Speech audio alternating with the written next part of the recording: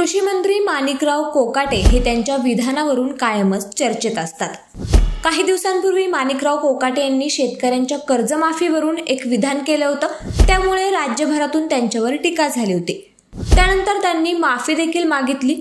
त्यानंतर आता पुन्हा एकदा कृषी मंत्री कोकाटे यांनी एक वादग्रस्त वक्तव्य केलंय।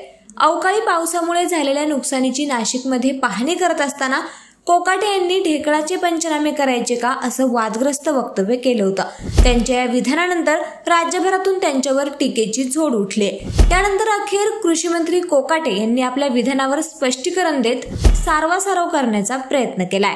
टेक्निकल सगळी सिस्टम तुम्ही जे बोलत होता ते ओके होते, पण ते बोलताना तुम्ही शेवट जो केलात का ते ढेकळाचे पण जमीन एक सारखी नाही ना बाबा, क्रॉप सुद्धा एक सारखे नाहीये। हो ना, पण शेतकऱ्यांसाठी शेतकऱ्यांचे प्रतिनिधी म्हणून तुम्ही जो शब्द वापरला तो शेतकऱ्यांना खटकणार आहे किंवा त्यांच्या जीवाला लागणार आहे। तुम्ही त्या ज्या शेतकऱ्यांकडे माल आहे त्याला जीवाला लागण्याचं काही कारण नाहीये।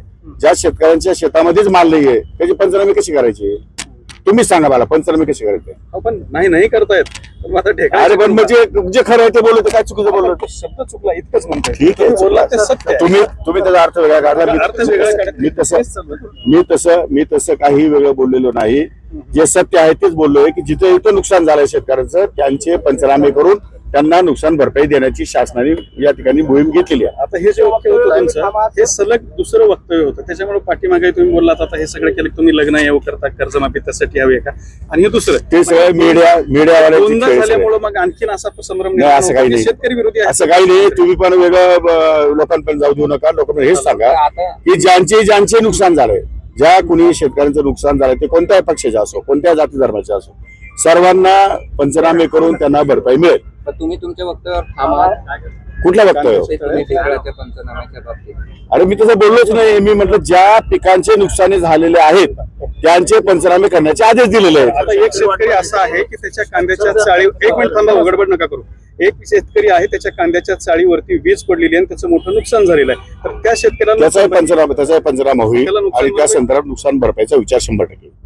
दुसरा मुद्दा असा आहे की राष्ट्रवादी काँग्रेस आणि काँग्रेस, अजित पवार, शरद पवार सोशल मीडियाच्या भाऊ गर्दीत विश्वासार्हतेने चकाकणारे नाव म्हणजे लेट्सअप मराठी। सगळ्यांना, सगळ्या नागरिकांना ती स्पीच, ती लेट्सअप वरील मुलाखती म्हणजे विचारांचा खजिना। त्यानंतरच्या निवडणुकीमध्ये मला सोडून गेले।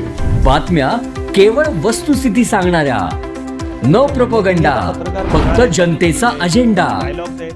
क्योंकि आने वाला कल जाने वाला है, जाने वाला कल आने वाला है। राजकारण, मनोरंजन असो की क्रीडा क्षेत्र, महाराष्ट्राची स्पंदने संवेदनशीलतेने टिपणारे माध्यम म्हणजे लेट्सअप मराठी।